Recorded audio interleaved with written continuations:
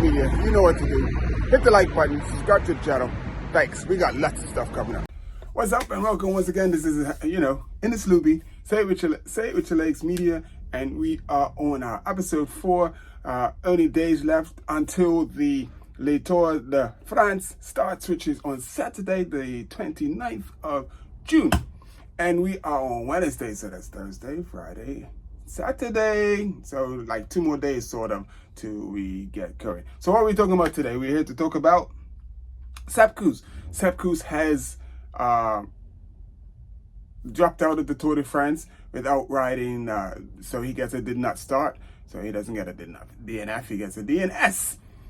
And so I was just going to give my opinion on what's going on. And in order to do that, we have to look at what he's done last year and then the year before. So basically, when I finish explaining what I'm talking about, you will understand where I'm going with this. So the big news is Sepp Kuss has dropped out of the Tour de France because of COVID-19.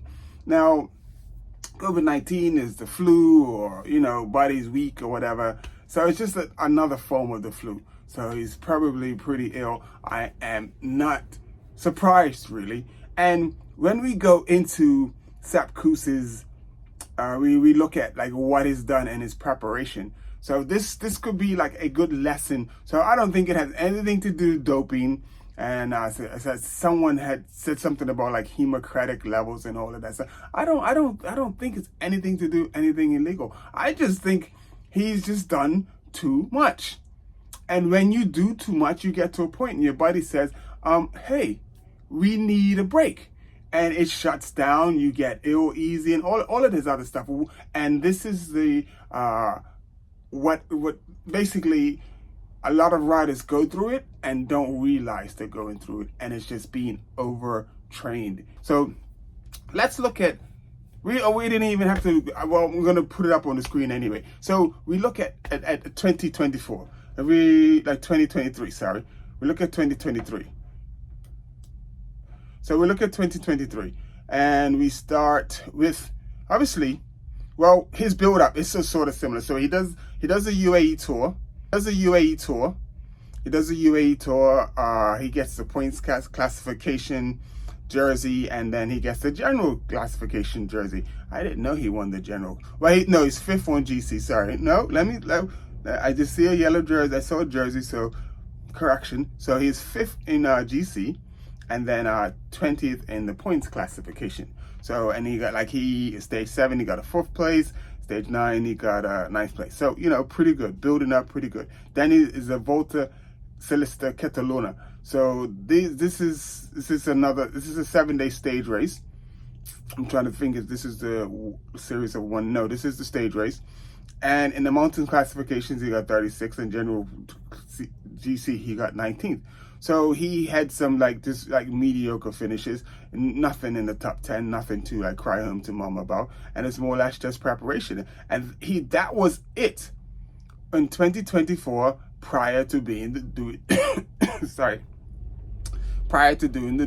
big tours. So then he does the girod'italia. We know what he done in the girod'italia. He led Primož Roglič to his win in the girod'italia, and on GC he finished 14th. And then he did the Tour de France, where he led Jonas Vingegaard to his second yellow jersey GC or general win, and Sepp Kuss finished 12th on GC, which is pretty good.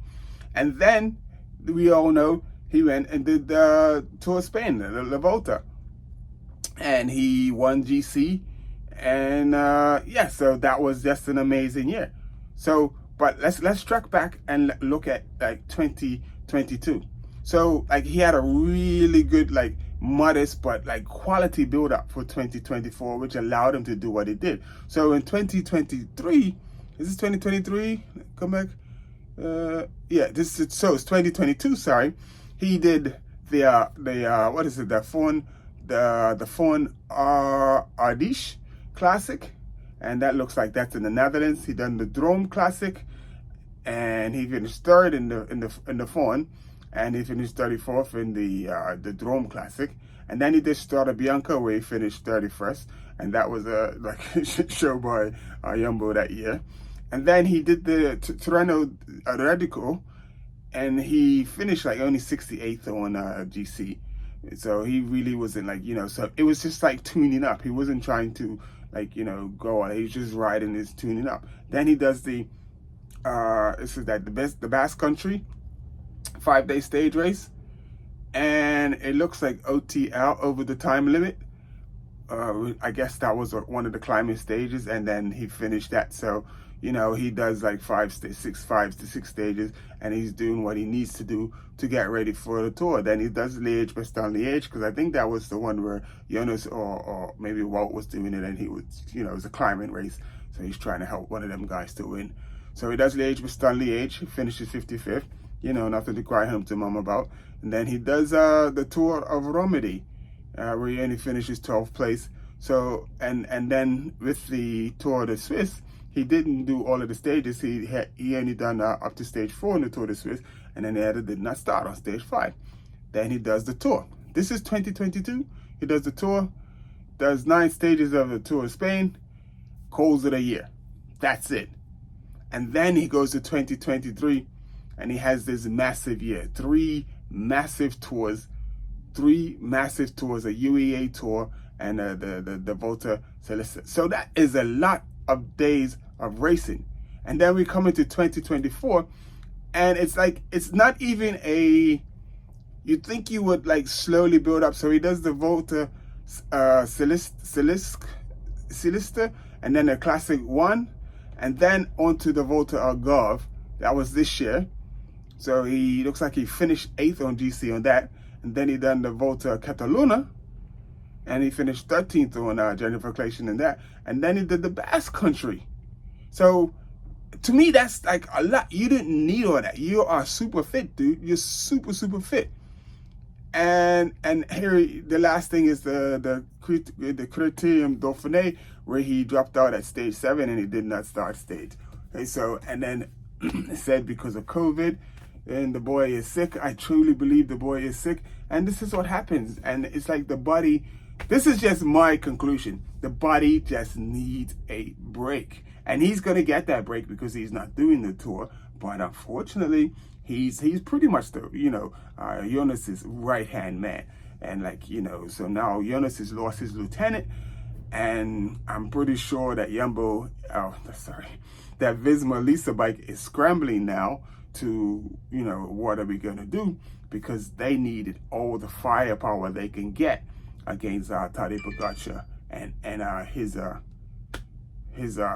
army, And anyway, give me a break, whoever that is. Let me put this on silent. Sorry. Thank you. Appreciate that. So yeah, so that's my take. Personally, I just think it's just overtrained. He's just overtrained, and he just needs to take a break. And this is to you young cyclists. And the other thing is, some of the up and coming stars in cycling are getting younger and younger and younger. So they are being forced to push their bodies a lot earlier than traditionally. Traditionally, the riders will mature like 26, 27 and start winning massive Grand Tours. But they're winning Grand Tours at the age of 20, 21, which is crazy. So, and then you see younger and younger riders coming in, and they're all, they're talented. So they're all being pushed towards like success early, rather than rather than having the riders or allowing the riders to mature into what they're going to become. And it's just a different era, and I just hope folks are careful with some of these youngsters as they nurture the youngsters and how they bring them along. But that's just my opinion and what I think, and that's just my opinion on Sepp Kuss. I just personally think he's just overtrained, and he definitely needs a break. And he this year already, he's done way more than he needed to do. He literally just needed to tap the paddles a little bit just to say, okay, yeah, I can still ride a bike. And then I'm pretty sure he would have been, you know, because you're not going to lose form like that. Not like the form that he has. You're not going to lose that in any way, shape, or form. And then the other thing is, if he doesn't realize that and he keeps going, it's going to be a ugly and steady decline. And I hope that the sponsors don't pressure him and, like, you know, you got to get out there and get results, because it's not going to end well. Anyway, it's my take on Sepp Kuss and this COVID-19 stuff.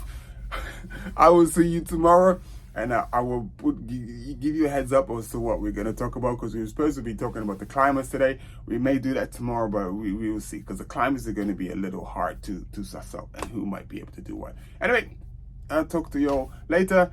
Thank you for locking in. Thank you for the likes, the comments, and also the subscribers. And just keep liking, subscribing, and share, because it's going to get good. This is going to be good. All right, see you guys later. Bye.